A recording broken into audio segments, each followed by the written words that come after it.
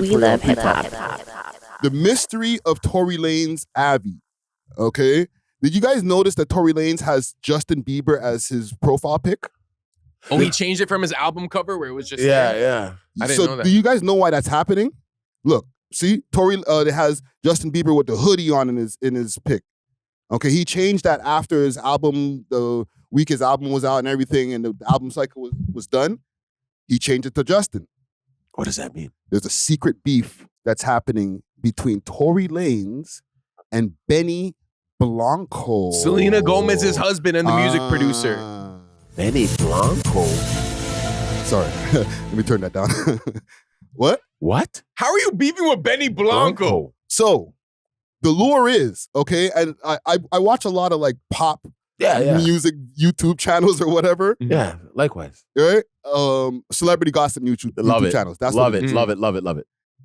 Benny Blanco was the second person who signed Tory Lanez after Sean Kingston. Whoa. So Tory Lanez, when he signed to Interscope, he got signed through Benny Blanco. And the reason I remember that is because I just recently did the documentary on Tory versus Drake. Yeah. And I found that out in the documentary. He went through Benny Blanco's record company back in the days, and he signed to Interscope Record. That's when he dropped Say It and all that stuff. He was signed to Benny Blanco at the time. Okay. Now, full circle, 2025, Benny Blanco is engaged to Selena Gomez, who's beefing low-key with Justin Bieber. Wait, Selena Gomez and Bieber are beefing, or are they just exes? Hope you're enjoying the video.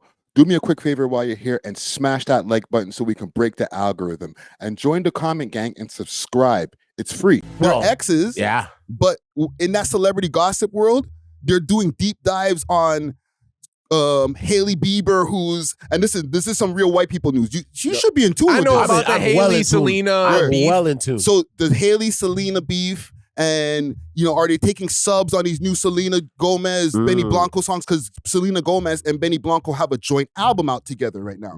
Okay, and low key they got knocked out of the #1 spot because of Playboy Cardi. They're number 2 right now. Yeah, they're number 2. Yeah. But there's songs on there that could be interpreted as sneak disses towards Justin Bieber.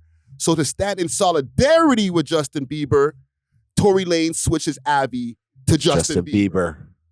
Okay. Yo, drop that sound. Drop the X-Files sound. No. Because here's my question, okay? This is my follow-up, Okay. First, we should definitely review these disses. I think someone needs to make a video breaking down. I think it gotta be you. Friday. I don't know. I might do it. I feel like I'm white enough to do it. That might be white people territory. I got you. I'm gonna do it. They're like, hey, you're not supposed to be doing this. You're not. You're a little Where's the white guy on the It'll be like, what's the dirt doing rap beef? Is that be you covering Justin Bieber versus thing? Yeah, you could. You should. Yo, someone cover it. But no, why is Justin Bieber behaving this way online? I hear he's stressing over the Benny Blanco Selena Gomez relationship. A lot of people suggest he's always loved Selena Gomez, and even Hailey Bieber knows it. And the way these girls send shots is like TikToks imitating each other. So why is Bieber crashing out? We see him going back to. It looks like he's on drugs. Like I know at the end of the day. That blunt he was smoking was real running. It was running away. He is a white boy from Stratford, Ontario. Yeah, I know. In his late 20s. So like that's what they do. They party, they smoke bogeys. And then those Diddy allegations. Yeah. People say he's stressed from the Diddy. And then the Usher treatment. But is it the allegations he's stressed out, or is it the trauma that he's faced? Because I feel like there is trauma. But like I'm saying, when you go through some trauma, right? Like how your manhood really gets taken away from you is when you like sit back for like years and then you're kind of like the victim when really you should have like as soon as that happened, should have said something. You have to say something, bro. Or else it's like you're not a man anymore. But he wasn't a man. He was 12. Like maybe not 12, but he was young. Granted. But he's still a man now. So when you get to that manly age and you've found yourself and you know that those things possibly you were doing aren't right, you should have spoke up. No, man. You're making it sound way easier than it does, bro. I know. It's your manhood. Yeah. So it's hard to admit that you were victimized when you're a man. It's hard enough for women to admit that they've been victimized by a man. But imagine a man who got victimized by a man, and now you got to just come out to the public and be like, yo, that happened to me, bro. Yeah. People are going to be like, yo, you're pussy, you're soft. the insensitive ones. You know what I'm saying? Yeah. So it's like you don't want your manhood to be looked at any less. Yes, but it's because you got victimized. But it's still being tested by the allegations. Yeah, we're sitting here speaking about a person who was a kid and now a man, and we're wondering if he got fiddled with in his butt. Got diddled. You know what I mean? But he wouldn't admit if he did because, like you said, as a man, that would be hard to admit. Be like, yeah, Diddy did this to me. Usher did this to me when I was 12. Like, his safety would be at risk. But it's like, his manhood is at risk. No, they probably have videos of him. But we knew. Like, you know what I'm saying? It's that part about like when if it came out, we'd be like, you know what? We were already thinking like that. You know what? We got your back. Like, you know, then per se, I'm sitting here now wondering if his butt got diddled with. And you know, we got super sidetracked, but just to stay on this for a second. Yeah. There's also the power dynamics and like, yo, you go talk and you're done.